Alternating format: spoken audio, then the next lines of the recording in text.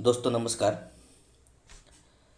भारत का भूगोल इस सीरीज में ये तीसरा वीडियो ध्यान रखेंगे दोस्तों। इससे पूर्व आपके पास भारत का भूगोल का 2 वीडियो पहुंचा, आपने देखा, और आज हम लोग तीसरा वीडियो को देखते हैं। साथ ही साथ ये भी ध्यान रखें दोस्तों कि सारे के सारे वीडियो प्लेलिस्ट में आपको मिल जाएगा। ठीक है, प्लेलिस्ट का नाम भी है, ध्यान रखेंगे, NCERT सार संग्रह। जस्ट मैं जैसे लिख रहा हूँ वैसे ही आप वहाँ पर भी लिखा हुआ है सार संग्रह। ठीक है, तो आप प्लेलिस्ट में जाके सारे वीडियो को देख सकते हैं, पुराने वीडियो जो आपने नहीं देखा है। और आप चैनल पर नए हैं तो ज़रूर सब्सक्राइब कीजिएगा, साथ ही साथ एक लाइक कीजिएगा, अपने दोस्तों शेयर भी कीजिएगा। ठीक है, चलिए हम लोग चलते हैं आज जलवायु यानी क्लाइमेट। ठीक है, आज का पहला क्वेश्चन है, किसी क्षेत्र की जलवायु को निर्धारित करने वाले मुख्य कारक कौन सा है? तो वो मुख्य कारक कौन सा है? अक्षांश अवस्थिति। कहने का मतलब ये है कि हम कहाँ पर स्थित हैं, किस अक्षांश पर स्थित हैं, उस आधार पर हमारा जलवायु निर्धारित होती है। जैसे कि आप देखें यहाँ पर, ठीक है, कि अगर मैं एक ग्लोब बनाता हूँ, इस ग्लोब में, ठीक है, ये आपका विषुवत रेखा है 0 डिग्री। यहाँ पर इसके आसपास जितने भी कंट्री होंगे पूरे वर्ल्ड में, वो सब का सब गर्म, वहाँ पे गर्म जलवायु होती है। ठीक है, लेकिन इसके ऊपर चाहे वो हम नॉर्थ ध्रुव की तरफ जाएं या साउथ पोल की तरफ जाएं, हमें गर्मी से ठंडी होना शुरू हो जाती है। और अंत में जब हम नॉर्थ पोल पे पहुंचते हैं या साउथ पोल पे पहुंचते हैं तो वहाँ बर्फ़ ही बर्फ़ होती है। ठीक है, तो विषुवत रेखा से ऊपर जो ही जाएंगे, ऊपर या नीचे जिधर भी जाए हम, हमें ठंडी एहसास होगी। ठीक है, तो हमारा जलवायु, हमारा मौसम, ध्यान रखेंगे, ये अक्षांश विस्तार के ऊपर डिपेंड करता है, न कि देशांतर विस्तार के ऊपर। ठीक है, देशांतर विस्तार से किसी देश की समय अवस्थिति जान सकते हैं, लेकिन अगर जलवायु जानना हो तो हमें उस देश की अक्षांश विस्तार को जानना पड़ेगा। ठीक है, चलिए आगे बढ़ते हैं। जलवायु को नियंत्रित करने वाले कारकों से संबंधित शब्द। एक शब्द है जलवायु को नियंत्रित करने वाले कारकों के लिए, एक शब्द है, ध्यान रखेंगे, वो शब्द है लैंडफॉर्म। ठीक है, लैंडफॉर्म प्रयोग किया जाता है जो जलवायु को प्रभावित करते हैं। तो इसमें देखिए, एल से लेटीट्यूड यानी अक्षांश, ए से अल्टीट्यूड जो ऊंचाई है, एन से नियरनेस फ्रॉम सी समुद्र से निकटता, फिर डी से डायरेक्शन ऑफ विंड पवन की दिशा, एफ से फॉरेस्ट वन, फिर इसके बाद ओ से ओशियन करेंट्स समुद्री धाराएं। ठीक है, इसके बाद आर से रेनफॉल यानी वर्षा, इसके बाद एम से माउंटेन पहाड़ या पर्वत, फिर एस से सॉइल। ठीक है, ये एक लैंड फॉर्म का फुल फॉर्म है।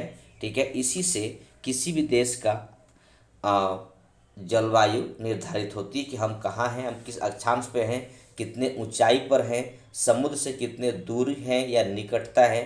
ठीक है, हमारे देश में पवन की दिशा क्या है, हमारे देश में वनों की मात्रा कितनी है, हम किस समुद्री धाराओं के बीच में रहते हैं, हमारे यहाँ वर्षा कितनी होती है, किसी भी देश की पहाड़ पर्वत कितने मौजूद हैं, और लास्ट में हमारे यहाँ की मिट्टी कैसी है। ठीक है, ये ध्यान रखेंगे, ये उस देश की जलवायु को निर्धारित करती है।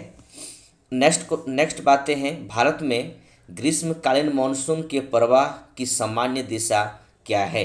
तो ग्रीष्मकालीन मानसून दक्षिण पश्चिम से उत्तर पूर्व। ठीक है, अब दोस्तों इस बात का ध्यान रखिएगा कि जो हमारा जून जुलाई में वर्षा होती है, ठीक है, जून में स्टार्ट होती है और जुलाई अगस्त तक जाती है, उस समय हमारे यहाँ का भारत का जो मानसून यानी प्रवाह है, यानी वर्षा का जो दिशा है, किस प्रकार का है?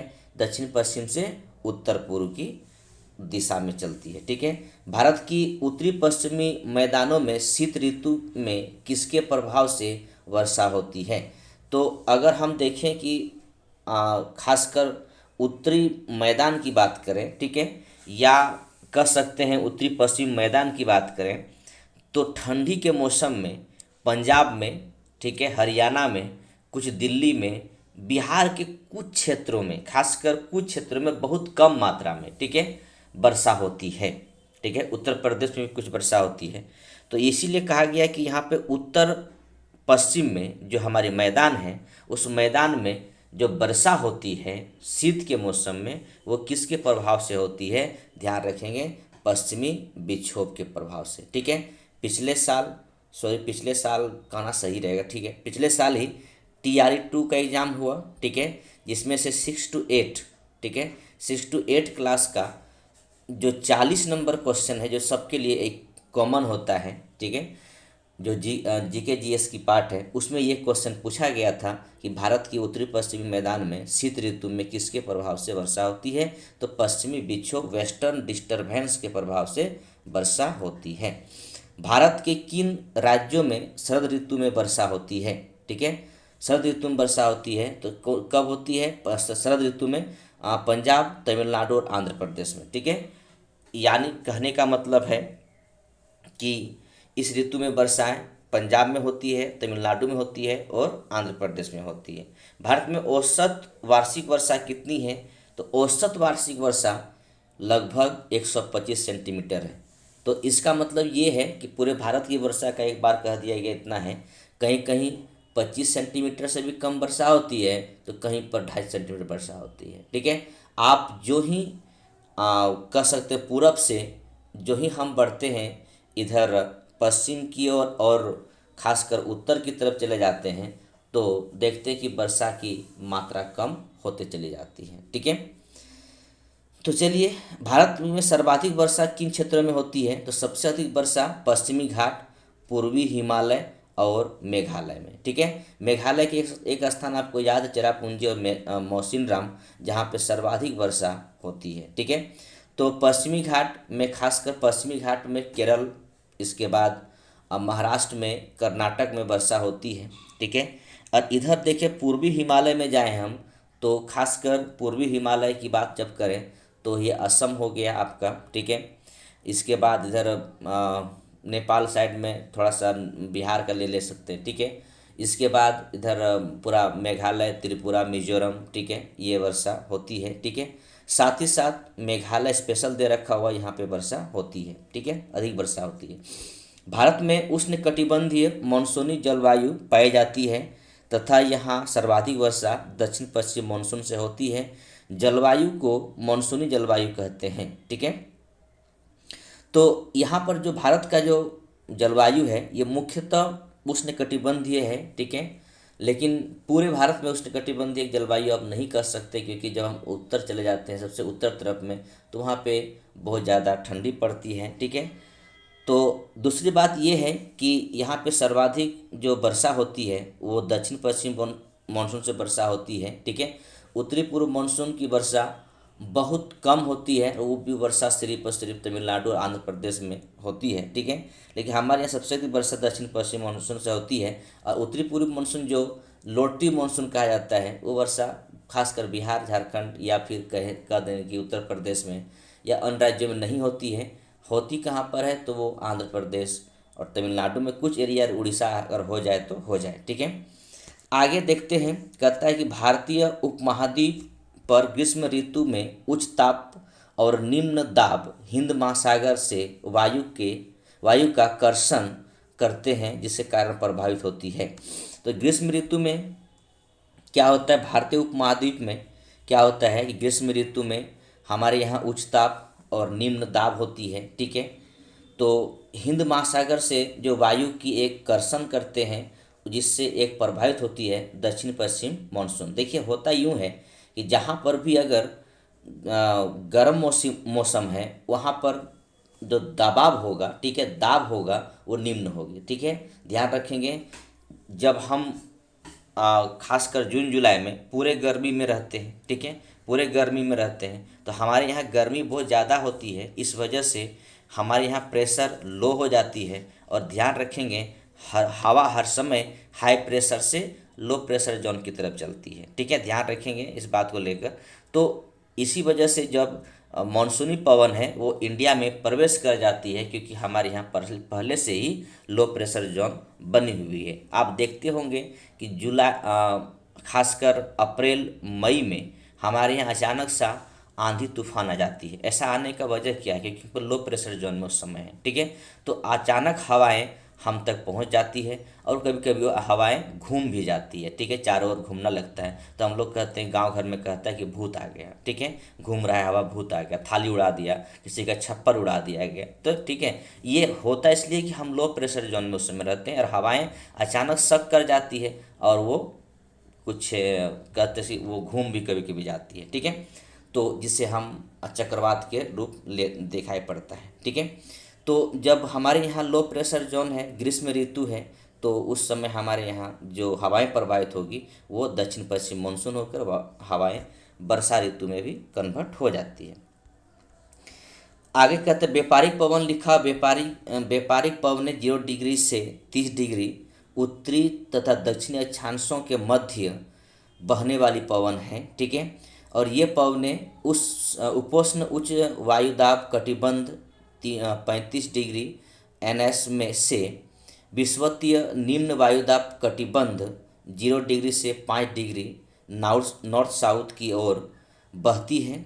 उत्तरी गोलार्ध में इसे उत्तरी पूर्व व्यापारिक पवनें तथा दक्षिणी गोलार्ध में इन्हें दक्षिण पूर्व व्यापारिक पवनें कहते हैं, ठीक है। अब यहाँ पर एक बात तो ध्यान रखेंगे कि ये आपको कह रहा है कि अगर विषुवत रेखा ये है तो इसके नीचे 30 डिग्री ऊपर 30 डिग्री नीचे, ठीक है। यहाँ पर जो एक हवाएं चलती है, ठीक है, एक पवन चलती है, इसको हम व्यापारिक पवन कहते हैं, यानी ट्रेड विंड कहते हैं, ठीक है, ट्रेड विंड कहते हैं। ये नॉर्थ हुआ, ठीक है, ये साउथ हुआ, ठीक है, ये ट्रेड विंड चलती है यहाँ पर। तो इसके बाद कहता है कि ये पवनें उपोष्ण उच्च वायुदाब कटिबंध में 35 डिग्री नॉर्थ साउथ में भी चलती है, ठीक है, से विषुवत निम्न वायुदाब कटिबंध 0 से 5 डिग्री नॉर्थ साउथ की ओर बहती है, ठीक है। लेकिन इसका नामांकन क्या किया गया है? नामांकन ये किया गया है कि उत्तरी गोलार्ध में इन्हें उत्तरी पूर्व व्यापारिक पवन, ठीक है, और दक्षिणी गोलार्ध में, ठीक है, दक्षिणी गोलार्ध में इन्हें दक्षिणी पूर्व व्यापारिक पवन कहा जाता है, ठीक है। चलिए आगे बढ़ते हैं, ठीक है, आगे बढ़ते हैं और देखते हैं। अगला क्वेश्चन है, पश्चिम बंगाल और असम में ग्रीष्म ऋतु में चलने वाली पवनों को स्थानीय भाषा में क्या कहते हैं? तो ध्यान रखेंगे दोस्तों कि ये खासकर अप्रैल मई में जो ग्रीष्म ऋतु में हवाएं चलती है, अचानक से हवाएं आती है, ठीक है, उसे हम काल बैसाखी तथा चाय वर्षा, ठीक है, पश्चिम बंगाल में उसे काल बैसाखी और असम में उसे चाय वर्षा कहते हैं। भारत में सबसे कम वर्षा कहाँ होती है? तो लेह लद्दाख में होती है, ध्यान रखेंगे। इसे आप कह सकते हैं शीतकालीन शीत मरुस्थल कहते हैं, ठीक है, लेह लद्दाख को शीत मरुस्थल भी कहते हैं, ठीक है। क्यों कहते हैं? क्योंकि वहाँ हर समय बर्फ जमी हुई रहती है, ठीक है। आगे ध्यान रखेंगे, नेक्स्ट क्वेश्चन है, कोपेन ने वर्ष 1918 में विश्व की जलवायु को कितने वर्गों में विभाजित किया? तो ध्यान रखेंगे वो 5 वर्गों में विभाजित किया। आगे अगला कहता है कि जलवायु निर्धारण के आधार क्या होता है, ठीक है। तो जलवायु निर्धारण का आधार होता है वार्षिक एवं मासिक औसत तापमान, यानी कहने का मतलब है कि अगर आप पूरे वर्ष में देखा जाए कि कितना तापमान है, फिर इसके बाद महीना में देखा जाए तापमान का क्या औसत रहा, ठीक है, औसत तापमान कितना रहा, इसके बाद वर्षा को देखा जाए कि एक वर्ष में कितना वर्षा हुई, फिर महीनों के अनुसार में देखा जाए कितना वर्षा हुई, फिर उस देश की वनस्पति क्या है, इन सभी बातों पर जलवायु निर्धारण होती है, ध्यान रखेंगे। यानी मोटा मोटी आप कहेंगे कि तापमान, वर्षा और वनस्पति के आधार पर जलवायु का निर्धारण हो जाता है, ठीक है, यह किया जाता है। अगली बातें हैं देखेंगे, अंतः उष्णकटिबंधीय अभिसरण क्षेत्र ITCZ के बारे में आपका दिया हुआ है। ध्यान रखें दोस्तों इस बात को लेकर कि ITCZ क्या होता है। तो देखेंगे ITCZ एक निम्न वायुदाब पट्टी है, ये लो प्रेशर जोन वाला पट्टी है जो पृथ्वी के चारों ओर सामान्यतः विषुवत रेखा के ऊपर चारों ओर स्थित है। वस्तुतः यह एक दोलायमान पट्टी है, ठीक है, यानी कह सकते हैं कि वो झूलता हुआ दोलन कर रहा है, उस तरह पट्टी है। इसके बाद ITCZ वह क्षेत्र है जहाँ पर उत्तरी पूर्व एवं दक्षिणी पूर्वी व्यापारिक पवनें मिलती हैं। दोनों पवन को मिलने से विषुवतीय पछुआ पवनों की उत्पत्ति होती है। ठीक है। नेक्स्ट बातें हैं कि लू उत्तरी मैदान में पंजाब से बिहार तक चलने वाली शुष्क एवं पीड़ादायक पवन है।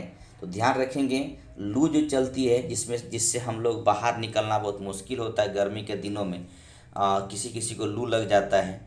तो ये कहाँ से कहाँ तक चलती है? तो पूरे पंजाब में भी चलती है। पूरा पंजाब से लेकर बिहार तक चलने वाली एक शुष्क हवाएं हैं और पीड़ादायक हवाएं हैं, पवन है, वो चलती है। ठीक है, आगे चलते हैं। अगला, अब यहाँ पर इंडिया का एक मैप है, ध्यान देंगे। इसमें देखिए ये आपको दिखाया गया है, छोटा कर देता हूँ उसको, ठीक है, ताकि पूरा मैप आपको दिख जाए। ठीक है, तो देखिए यहाँ पर ये कहा जा रहा है कि सबसे पहले वर्षा कहाँ पर एंट्री होती है। ठीक है, तो दक्षिण पश्चिम जो मानसून के आगमन की सामान्य तिथि, ठीक है, तो ये देखिए सबसे पहले 1 जून को, ठीक है, 1 जून को कहाँ पर है? तिरुवनंतपुरम में, केरल में है। ठीक है, और ये पूरा पट्टी आप देखिए, 1 जून वाला पट्टी यह चल रही है। ठीक है, ये चल रही है और यहाँ तक। ठीक है, यानी 1 जून की पट्टी जो दिखाई पड़ रहा है वो केरल में, इधर आपका तमिलनाडु के चेन्नई के ऊपर में, आंध्र प्रदेश के पास, ठीक है, चलते हुए ये पहुंच गई आपका मेघालय में। ठीक है, फिर इसके बाद अगला है यहाँ 5 जून को। ठीक है, 5 जून को ये पट्टी इस तरह करते हुए ये कलकत्ता के आसपास से चलते हुए निकल जाएगी सिक्किम के पास। ठीक है, ठीक है, इसके बाद 10 जून को, ठीक है, 10 जून को मुंबई के पास चली, ये भुवनेश्वर होते हुए, कलकत्ता होते हुए ये 10 जून को पटना पहुंच गए। ठीक है, तो हम लोग ध्यान रखेंगे कि ये सोचते हैं कि बिहार में वर्षा लगभग 10 जून तक आ जाना चाहिए या आ जाती है। कभी कभी वर्षा लेट हो जाती है तो 15-20 जून तक आती है। ठीक है, उसके बाद 15 जून में ये गुजरात के पास, ठीक है, गुजरात के पास आया, अहमदाबाद, इंदौर, भोपाल होते हुए, लखनऊ होते हुए ये 15 जून की स्थिति है। ठीक है, और लास्ट में 1 जुलाई है। ठीक है, 1 जुलाई को ये गुजरात के ऊपरी हिस्सा से राजस्थान होते हुए और सबसे लास्ट है 15 जुलाई तक यहाँ पर है। ठीक है, लुधियाना होते हुए। तो दिल्ली में भी जो वर्षा होती है वो 15 जून के बाद, यानी लगभग मान के चलिए कि 15-20 जून का, 20 जून नहीं बल्कि वो जुलाई चली जाती है। ठीक है, हाँ, दिल्ली में जो वर्षा होती है वो जुलाई चल जाती है, जून में होती नहीं वर्षा। तो इस प्रकार करके यहाँ पे एक रेखा दिया हुआ है, एक ड्रॉ किया गया है कि किस प्रकार यहाँ पे वर्षा होती है और कब वर्षा होती है। ठीक है, और सबसे नीचे आप ध्यान देंगे यहाँ पर एक 25 मई की बात किया गया है यहाँ पर श्रीलंका के पास। ठीक है, तो श्रीलंका में वर्षा 25 मई तक होती है। ठीक है, और दिल्ली की वर्षा आप ध्यान रखेंगे कि वो जून में होती नहीं है, वहाँ पर जुलाई चली जाती है। ठीक है, चलिए आगे चलते हैं। आगे एक क्वेश्चन है, देखिए, कहता है कि कॉफ़ी वर्षा एवं चेरी ब्लॉसम का संबंध है, किससे संबंध है? तो संबंध है ग्रीष्म ऋतु के समाप्त होने के बाद होने वाली मानसून पूर्व की बौछार से। ठीक है, तो ये कॉफ़ी वर्षा या चेरी ब्लॉसम जो जिससे एक ग्रीष्म ऋतु में जो वर्षा होती है, कर्नाटक में मानसून से प्री मानसून जो वर्षा है, मानसून से पूर्व बौछार को कर्नाटक में कॉफ़ी या चेरी ब्लॉसम कहते हैं। ठीक है, आम्र वर्षा किस राज्य से संबंधित है? तो आम्र वर्षा संबंधित है केरल और तटीय कर्नाटक से संबंध है। ठीक है, नेक्स्ट क्वेश्चन है, भारत में दक्षिणी पश्चिमी मानसून का समय सामान्यतः कब से कब तक होती है? तो दक्षिण पश्चिम मानसून का समय भारत में जून से सितंबर तक होती है। भारत में मानसून का आगमन सबसे पहले किस राज्य में होता है? तो सबसे पहले केरल राज्य में होती है। उसके बाद भारत में नॉर्वेस्टर की उत्पत्ति कहाँ होती है? नॉर्वेस्टर की उत्पत्ति नागपुर की पठार में होती है। तमिलनाडु में मानसून के सामान्य महीना कौन सा है? तो तमिलनाडु में लोटता मानसून में वर्षा होती है, जिससे उत्तर पूर्व मानसून कहा जाता है। वो नवंबर-दिसंबर में वर्षा होती है तमिलनाडु में। ठीक है, भारतीय मानसून को प्रभावित करने वाले घटक कौन से हैं? तो तिब्बत का पठार, जेट स्ट्रीम, अल नीलो और ला नीना। ठीक है, ध्यान रखेंगे भारत के मानसून को प्रभावित करती तिब्बत का पठार, जेट स्ट्रीम, एल नीलो और ला नीना। ठीक है, नेक्स्ट क्वेश्चन है उत्तरी पूर्वी मानसून से सबसे अधिक वर्षा प्राप्त करने वाला राज्य कौन सा है। तो उत्तरी पूर्व मानसून जिसे हम लौटता हुआ मानसून कहते हैं, ठीक है, तो रिटर्निंग मानसून वो किस राज्य से प्राप्त करती सबसे अधिक। तमिलनाडु कोरोमंडल तट वर्षा प्राप्त करती है। भारत के किन क्षेत्रों में औसत वार्षिक वर्षा 2 सेंटीमीटर 200 मिलीमीटर होती है। ठीक है, जो बहुत कह सकते हैं बहुत कम वर्षा होती है। तो 2 क्षेत्र यहाँ पर है औसत वार्षिक वर्षा जो 200 मिलीमीटर वर्षा होती है, वो जम्मू कश्मीर और पश्चिमी राजस्थान। अमृतसर एवं शिमला लगभग एक ही अक्षांश पर स्थित है, किंतु उनकी जलवायु में भिन्नता का मुख्य कारण है उनकी ऊंचाई में भिन्नता। ठीक है, अगर कह सकते हैं आप कि अमृतसर और शिमला एक ही अक्षांश पर स्थित है, ठीक है, लेकिन फिर भी वहाँ का वर्षा, आप अमृतसर और शिमला में वर्षा में भिन्नता है। तो ऐसा क्यों है, तो शिमला पहाड़ी क्षेत्र है, अमृतसर सरजमी क्षेत्र है। ठीक है, तो इन दोनों की ऊंचाई में भिन्नता है, इस वजह से यहाँ पर जो वर्षा भी भिन्न भिन्न होती है। भारत में सर्वाधिक दैनिक तापांतर किस स्थान पर पाया जाता है। तो ध्यान रखेंगे सर्वाधिक दैनिक तापांतर राजस्थान के मरुस्थल क्षेत्र में पाया जाता है। इसका मतलब है कि दिन का तापमान 50 डिग्री तो रात का तापमान 10 डिग्री। ठीक है, ये आपका सर्वाधिक दैनिक तापांतर हो गई। ठीक है, ये ताप में अंतर हो गया। ठीक है, सबसे कम ताप में अंतर आपको विषुवत रेखा के आसपास क्षेत्रों में मिलेगा। ठीक है, जैसे हमारे यहाँ पर तमिलनाडु राज्य, ठीक है, जहाँ पर बहुत कम तापांतर मिलेगा। ठीक है, दिन का तापमान और रात के तापमान में 2-3 डिग्री का कमी मिल जाएगी। ठीक है, उससे ज़्यादा नहीं हो पाएगा। लेकिन आप राजस्थान में जाएंगे वहाँ पर 30-40 डिग्री की कमी मिल जाएगी, ध्यान रखेंगे। ठीक है, रात में पूरी ठंडा हो जाएगा, क्योंकि दिन में क्या हुआ कि बहुत ज़्यादा धूप पड़ी, पूरा का पूरा बालू गर्म हो गया, और रात में जो ही धूप खत्म हुआ तो बालू ठंडा होते होते सुबह सुबह पूरी तरह से ठंडी हो जाएगी। ठीक है, तो इस प्रकार के दैनिक तापांतर में सबसे सर्वाधिक अंतर राजस्थान में देखने को मिलता है। ठीक है, भारत में मानसून के प्रकोष्ठ के लिए किससे उत्तरदायी माना जाता है। ठीक है, तो ध्यान रखेंगे उत्तरदायी जेट स्ट्रीम जेट प्रवाह को माना जाता है, पूर्वी जेट प्रवाह को। ठीक है, अब यहाँ पर कुछ distribution of rainfall of in India दिया हुआ है। ठीक है, distribution of rainfall in India दिया हुआ है, इसको आप सही तरीके से देखिए क्या कहना चाह रहा है। ठीक है, कहना ये चाह रहा है भारत में औसत वार्षिक वर्षा 125 सेंटीमीटर होती, परंतु इसमें क्षेत्रीय भिन्नता पाई जाती है जो निम्नवत है। ठीक है, अब इसमें कहता है 1 नंबर में दे रखा हुआ अधिक वर्षा वाले क्षेत्र पश्चिमी घाट, उत्तर पूर्व के ऊपरी उप हिमालयी क्षेत्र तथा मेघालय की पहाड़ियों पर अधिक वर्षा होती है। यहाँ वर्षा 2 सेंटीमीटर से अधिक होती है। खासी एवं जयंतिया पहाड़ियों के कुछ भागों में 1000 सेंटीमीटर से भी अधिक वर्षा होती है। ब्रह्मपुत्र घाटी तथा निकटवर्ती पहाड़ियों पर 200 सेंटीमीटर से कम वर्षा होती है। तो आप देख सकते हैं कहीं कहीं बहुत अधिक वर्षा होती है, जो कि कहाँ कहाँ अधिक वर्षा हो रही है, वो वर्षा हो रही पश्चिमी घाट, उत्तर पूर्वी के उप हिमालयी क्षेत्र और मेघालय की पहाड़ी पर अधिक वर्षा होती है।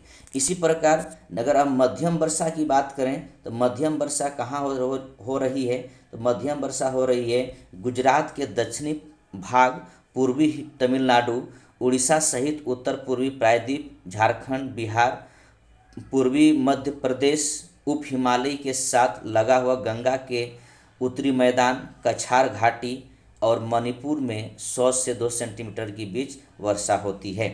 न्यून वर्षा कहाँ होती है, तो पश्चिमी उत्तर प्रदेश, दिल्ली, हरियाणा, पंजाब, जम्मू कश्मीर, पूर्वी राजस्थान, गुजरात, तो दक्कन के पठार पर वर्षा मात्र कितना होती है, 50 से 100 सेंटीमीटर के बीच होती है। अत्यल्प वर्षा क्षेत्र कहाँ पर है, तो प्रायद्वीप भारत के कुछ भागों विशेष रूप से आंध्र प्रदेश, कर्नाटक, महाराष्ट्र, वृष्टि छाया क्षेत्र, रैन शैडोज रीजन और लद्दाख व पश्चिमी राजस्थान के अधिकतर भागों में 50 सेंटीमीटर से कम वर्षा होती है।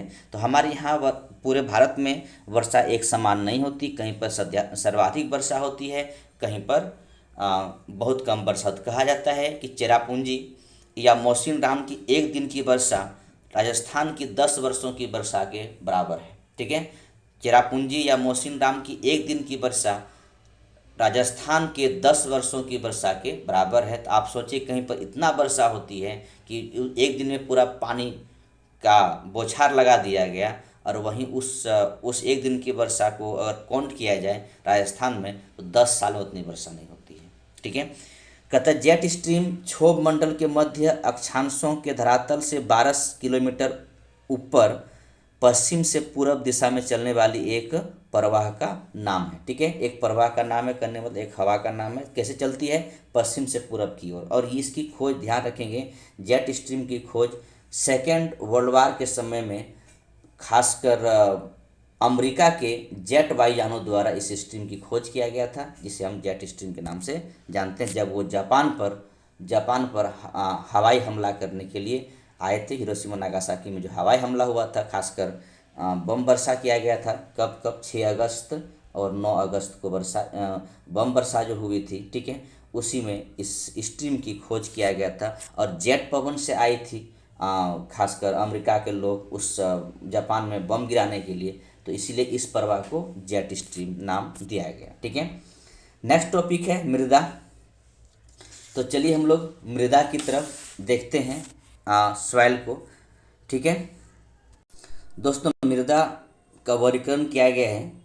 तो यहाँ पर वर्गीकरण इस प्रकार किया गया है, कहता है कि उत्पत्ति, रंग, संयोजन तथा अवस्थिति आधार पर मृदा का वर्गीकरण। ठीक है, और ये भारत के बारे में है।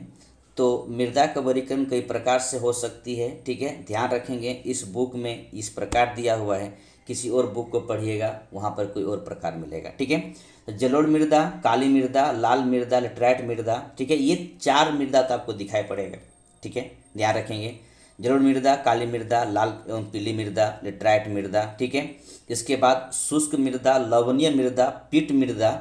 ठीक है, और एक दिया हुआ यहाँ पर वन मृदा। ठीक है, तो इस प्रकार करके लाल, काली, पीली, ठीक है, और इसके बाद लेटराइट, जलोढ़, ये मृदा दिखाई पड़ेगा। कहीं पर मरुस्थलीय मृदा भी दिखाई पड़ेगा, कहीं पर शुष्क मृदा, कहीं पर लवणीय मृदा, कहीं पर पीट मृदा, कहीं पर वन मृदा। ठीक है, चलिए हर बुक में अलग तरह के देता है, इस बुक में इस प्रकार दिया हुआ है, इसको आप देख लेंगे। ठीक है, आगे एक वर्ड लिखा हुआ है कि मृदा शब्द की उत्पत्ति लैटिन भाषा के शब्द सोलम से हुई, जिसकी उत्पत्ति का अर्थ, जिसका शाब्दिक अर्थ क्या है? फर्श है, यानी फ्लोर है। ठीक है, भारत के सर्वाधिक क्षेत्र में कौन सी मृदा पाई जाती है? सबसे अधिक मृदा जलोढ़ मृदा या कछारी मृदा पाई जाती है।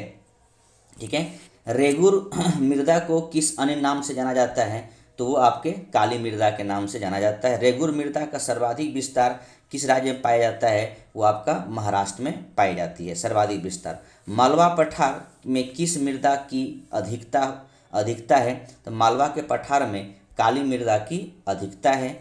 काली मृदा को स्वतः जुताई वाले मृदा भी कहा जाता है, जिसमें सिंचाई की कम आवश्यकता पड़ती है। मृदा कपास की खेती के लिए सबसे उपयुक्त है। ध्यान रखेंगे, काली मृदा कपास की खेती के लिए सर्वाधिक उपयुक्त है। ध्यान रखेंगे, स्वतः जुताई इसलिए कहा जाता है कि जब इसमें धूप पड़ती है तो ये फट जाती है बहुत ज़्यादा। ठीक है, और जब पानी गिरा तो अपने आप मिट्टी बिलबिला जाती है। ठीक है, नेक्स्ट बातें हैं, मिट्टी का पीला रंग फेरिक ऑक्साइड के कारण होती है। ठीक है, और जबकि लाल रंग लोहे की ऑक्साइड के कारण होती है। ठीक है, कभी कभी देखिएगा लाल मृदा जहाँ पर है, रेड सॉइल जहाँ पर है, अधिक वर्षा होने के बाद वो मिट्टी पीलापन दिखाई देता है। ठीक है, लेटेराइट मृदा मुख्यतः किन राज्यों में पाई जाती है? तो जहाँ पे अधिक वर्षा होगी वहाँ पर ये मिट्टी दिखाई पड़ेगा, लेटेराइट मिट्टी। ठीक है, लोहे की मात्रा अधिक होने के कारण कौन सी मृदा दिनों दिन अनुर्वर होती जा रही है? वो आपका लेटेराइट मिट्टी, क्योंकि इसमें क्या होता है, अधिक वर्षा होने की वजह से तो वो लोहा की मात्रा अधिक होने लगता है। ऊपरी मृदा ऊपरी मृदा वर्षा के जल से ये निक्षालन होकर चली जाती है। ठीक है। मृदा की क्षारीयता को कम करने के लिए जिप्सम का प्रयोग किया जाता है। लेटराइट मृदा भारत के मुख्यतः कहाँ पाई जाती है? लेटराइट मृदा भारत में मुख्यतः मालाबार तटीय प्रदेश में पाई जाती है। ठीक है। सबसे कम जलधारण क्षमता किस मिट्टी की मृदा में होती है? तो सबसे कम जलधारण क्षमता बलुआई दोमट मिट्टी में होती है।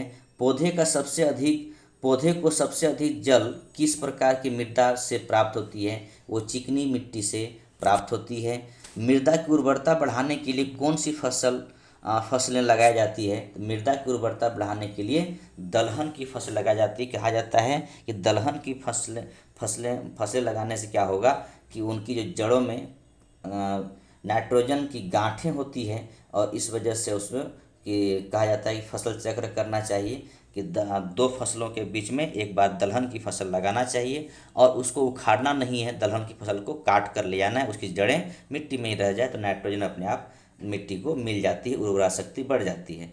चंबल घाटी का निर्माण किस भौगोलिक प्रक्रिया से हुआ है? तो अवनालिका अपर्दन गली और इरोजन से हुई है। चंबल घाटी में देखेंगे बहुत सारे उबड़ खाबड़ बीहड़ क्षेत्र है, उसको हम अवनालिका अपर्दन गली इरोजन के नाम से जानते हैं। ठीक है। चाय बागानों के लिए कौन सी मृदा उपयुक्त है? चाय बागानों के लिए लेटराइट मृदा उपयुक्त है, इस बात का ध्यान रखें। दोमट मृदा में कौन कौन से कण पाए जाते हैं? दोमट मृदा में गाद, मृत्तिका व रेत पाई जाती है। भारत की मृदाओं में किस सूक्ष्म तत्व की सर्वाधिक कमी होती है? वो आपका जस्ता का कमी होती है। गंगा के मैदान की पुरानी जलोढ़ मृदा को कहते हैं तो ये आपके बांगर। ध्यान रखेंगे, पुरानी जलोढ़ मृदा को बांगर कहेंगे और नई जलोढ़ मृदा को खादर कहेंगे। जहाँ पे प्रत्येक वर्ष वर्षा की पानी आती है, बाढ़ की पानी आती है, उसे खादर भूमि कहते हैं, खादर मृदा कहते हैं। और जहाँ पर प्रत्येक वर्ष वर्षा की पानी नहीं आती, बाढ़ की पानी नहीं आती, उसे बांगर भूमि कहते हैं, बांगर मृदा कहते हैं। अम्लीय मृदा को कृषि योग्य बनाने हेतु किस खनिज का प्रयोग किया जाता है? तो चूना या लाइम। ठीक है। भारत में सर्वाधिक क्षारीय मृदा किस राज्य में पाई जाती है? तो वो उत्तर प्रदेश में पाई जाती है। लवणीय मृदा में नाइट्रोजन व चूने की अल्पता पाई जाती है। तो लवणीय मृदा में किसको कमी पाई जाती है? नाइट्रोजन व चूने की। जैव मृदा का रंग नीला क्यों होता है? तो अम्लीय व फेरस आयरन के कारण ऐसा होता है। पश्चिमी राजस्थान की मृदा में किस खनिज की अधिकता पाई जाती है? तो कैल्शियम की अधिकता पाई जाती है। मरुस्थलीय मृदा में किस पोषक तत्वों का अभाव पाया जाता है? तो वहाँ पर नाइट्रोजन का अभाव पाया जाता है। मृदा अपरदन को किस प्रकार रोका जा सकता है? तो वनरोपण द्वारा रोका जा सकता है।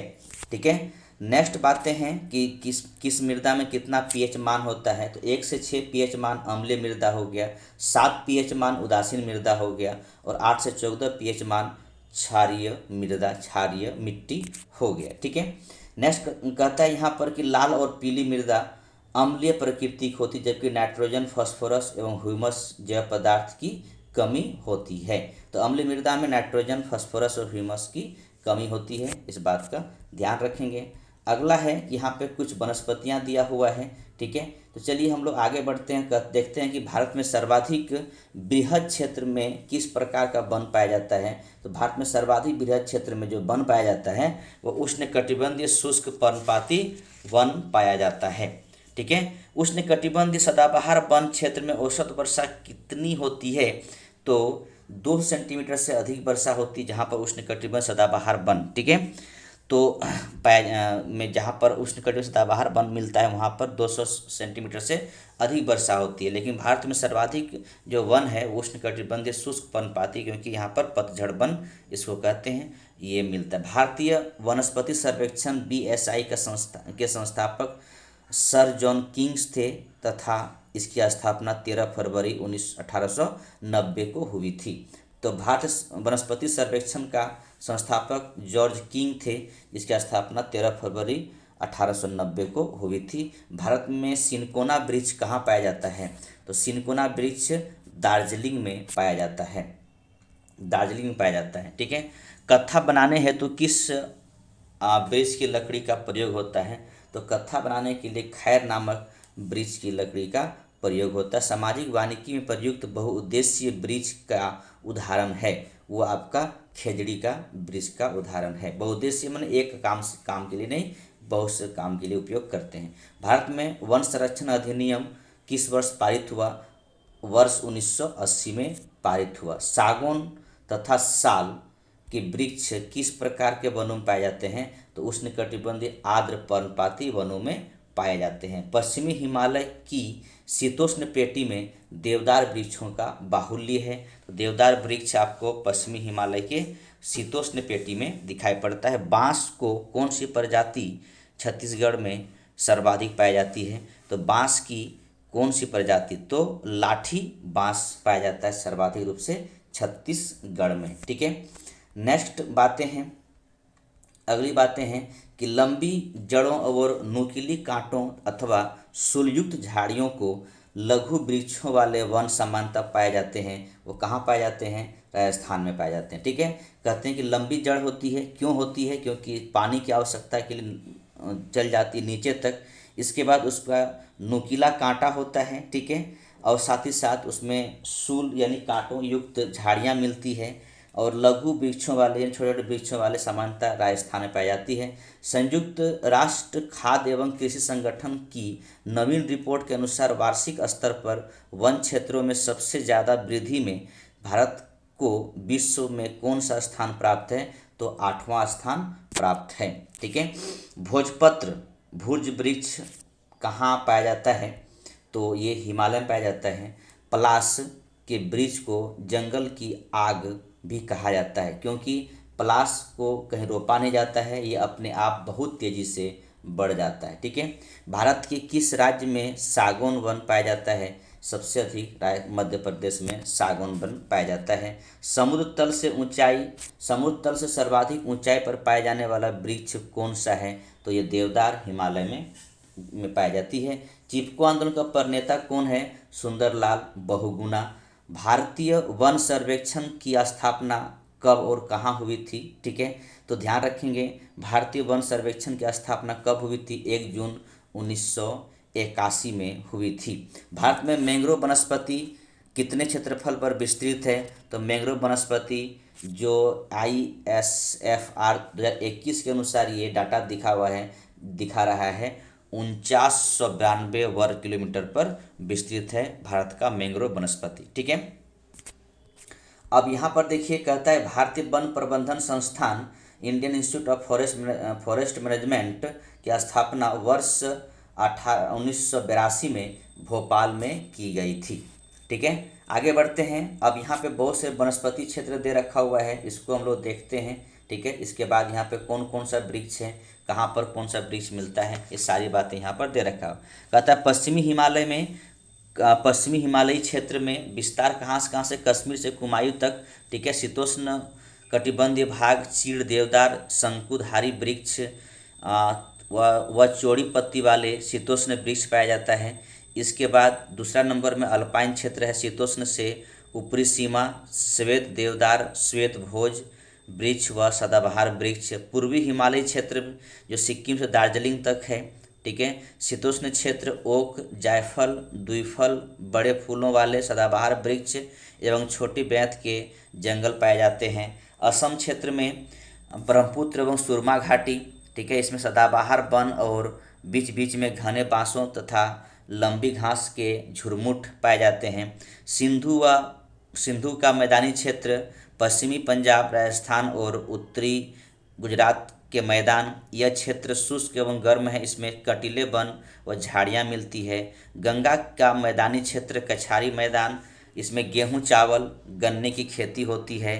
ठीक है, दक्कन क्षेत्र भारतीय प्रायद्वीप समग्र भूमि, इसमें ताड़ पतझड़ वाले वृक्षों के जंगलों से लेकर तरह तरह की जंगली झाड़ियाँ के वन हैं। मलाबार क्षेत्र प्रायद्वीप तट घने जंगलों के अतिरिक्त व्यापारिक फसलें पाई जाती है, जहां नारियल सुपारी काली मिर्च कॉफ़ी चाय रबड़ और काजू आदि।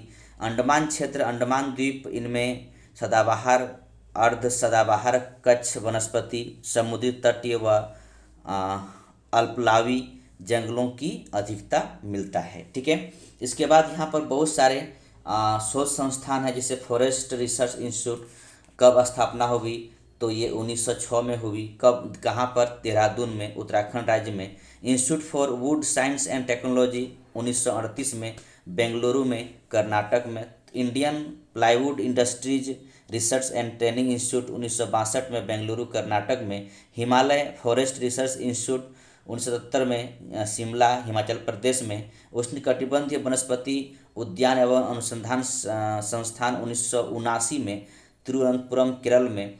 Indian institute of forest management 1982 में, भोपाल मध्य प्रदेश में। इसके बाद एरिड फॉरेस्ट रिसर्च इंस्टीट्यूट 1985 में, जोधपुर राजस्थान में। इसके बाद नेक्स्ट है ट्रॉपिकल फॉरेस्ट रिसर्च इंस्टीट्यूट 1988 में, जबलपुर मध्य प्रदेश में। Rain forest research institute rain forest 1988 में, जोरहाट असम में। Institute for forest genetic and tree breeding 1988 में, कोयम्बटूर तमिलनाडु में। जीवी पंथ हिमालय पर्यावरण एवं विकास संस्थान 1988 में, अल्मोड़ा उत्तराखंड में।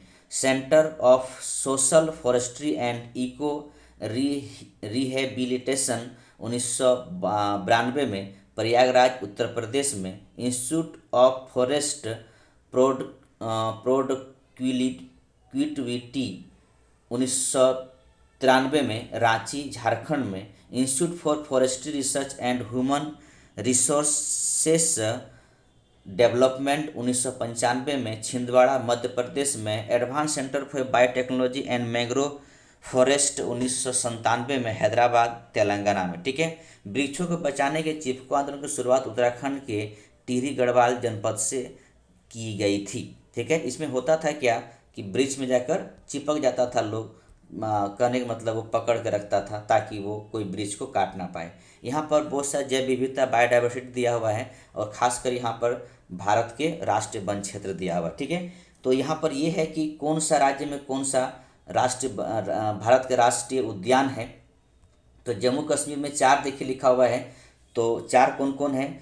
सिटी फॉरेस्ट, सलीम अली, दाचीगम, किश्तवाड़ा और काजीनाग। ठीक है, लद्दाख में एकमात्र हेमिस। हिमाचल प्रदेश में 5 है, बृहद हिमालय, इंदर किला, खीरगंगा, पीन घाटी और सिम्बालबारा। ठीक है, इसके बाद राजस्थान की तरफ चलते हैं। राजस्थान में देखिए कितना है, राजस्थान में 5 है। ठीक है, मुकुंदरा हिल डेजर्ट, केवलादेव, घना, रणथंभौर और सरिस्का। हरियाणा में 2 है, कलेसर और सुल्तानपुर। ठीक है, इसके बाद हम इधर चलते हैं। इधर आकर हम उत्तराखंड में आते हैं, तो उत्तराखंड में 6 हो या जिम कॉर्बेट, गंगोत्री, गोविंद पशु विहार, नंदा देवी, रजाजी फूलों की घाटी। बिहार में 1 है वाल्मीकि, सिक्किम में 1 है कंचनजंगा, मेघालय में 2 है बालाफक्रम और नौकरेक रेंज, अरुणाचल प्रदेश में मौलिंग और नामदफा। ठीक है, असम में 7 है, आपको दिखाई पड़ रहा है यहाँ पर, डिब्रू, साइखोवा, काजीरंगा, मानस। इसके बाद नेमरी, ओरांग, रायमोन, देहिंग और पटकाई। ठीक है, इस तरह करके 7 है। ठीक है, इसके बाद हम नागालैंड की तरफ चलते हैं। तो नागालैंड में यहाँ पर देखिए इटाकी, मणिपुर में केबुल लामजाओ, दूसरा सिरोही, मिजोरम में आपका मुरलेन, इसके बाद मिजोरम में 2 है, फ्लाईपुल यानी ब्लू माउंटेन। पश्चिम बंगाल में 6 है।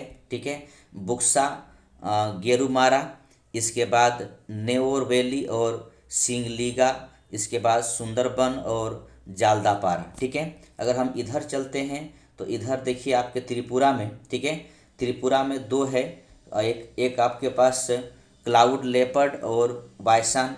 झारखंड में 1 है, बेतला, ध्यान रखेंगे। उत्तर प्रदेश में दुधवा, मध्य प्रदेश में 11 है। तो मध्य प्रदेश में 11 कौन कौन है इसको देख लीजिए। ठीक है, कहता है बांधवगढ़, फॉसिल्स, कान्हा, फिर माधव पेंच, इसके बाद डायनासोर, कूनो, इसके वन विहार, सतपुड़ा, संजय और पन्ना। ठीक है, इस प्रकार उड़ीसा में देखिए, उड़ीसा में 2 लिखा हुआ है, एक आपका भित्री कनिका और दूसरा आपका सिमलीपाल। छत्तीसगढ़ में 3 है इंद्रावती, कांगेर घाटी, गुरु घासीदास। ठीक है। तेलंगाना में 3 है काय सुब्रनंदा रेड्डी, महावीर हरिना, बनस्थली और मुर्गावनी। ठीक है। इसके बाद हम इधर चलते हैं तो इधर में कुछ गुजरात में देखिए दिखाई पड़ रहा है। गुजरात में क्या क्या है जी, तो गुजरात में है बसंदा, ब्लैक बग, गिर, मरीन, 4 आपके पास है। महाराष्ट्र के पास चलते हैं तो महाराष्ट्र में चंदोली, पेंच, गुगामल, ततोबा, अंधरी, नवेगांव, नागजीरा, संजय गांधी, बोरीवली। गोवा में एक है महावीर मोलेम। इसके बाद कर्नाटक में 5 है। ठीक है। कर्नाटक में कौन कौन है, अस्सी, बांदीपुरा, बनेरघट्टा, केंद्रामुख, नगरहोल। ठीक है। इसके बाद केरल के पास चलते हैं तो यहाँ पर केरल में अनायमुडी, इराविकुलम, मथिकेतन 16, परिम्बुकुलम 16, पेरियार और साइलेंट वैली यानी शांत घाटी। ठीक है। तमिलनाडु में देखते हैं, तमिलनाडु में 5 है गुएंडी, मन्नार की खाड़ी, मरीन, इंदिरा गांधी, अन्नामलाई, मुदुमलई और मुकुर्थी। ठीक है। इसके बाद ऊपर में आंध्र प्रदेश में देखते हैं तो आंध्र प्रदेश में क्या है पापीकोंडा, राजीव गांधी और श्री वेंकटेश्वर। इसके बाद यहाँ पे अंडमान निकोबार द्वीप में 6 दे रखा हुआ है, कैंपवेल बे, गलाथिया बे, Mahatma Gandhi marine, mount Harriet, रानी झांसी मरीन और सैंडल पीक। ठीक है। तो ये जो देश के अनेक बहुत से राज्यों में बहुत सारे कह सकते हैं कि हमारे यहाँ राष्ट्रीय उद्यान है। इसको आप सही से एक बार देख लीजिएगा। ठीक है। ये भी आपको देखना जरूरी है, सबको याद नहीं कर रहा लेकिन मोटा मोटी कुछ कुछ बातों को याद करना है। ठीक है। विलुप्त हो रहे जीवों तथा पेड़ पौधे के जीनों के संरक्षण हेतु नॉर्वे द्वारा अंतर्राष्ट्रीय जीन बैंक की स्थापना की जा रही है। ठीक है। ध्यान रखेंगे दोस्तों। आज हम यहीं रुकते हैं। ये तीसरा वीडियो था। हम लोग कल मिलते हैं चौथे वीडियो में भारत का भूगोल में। ठीक है।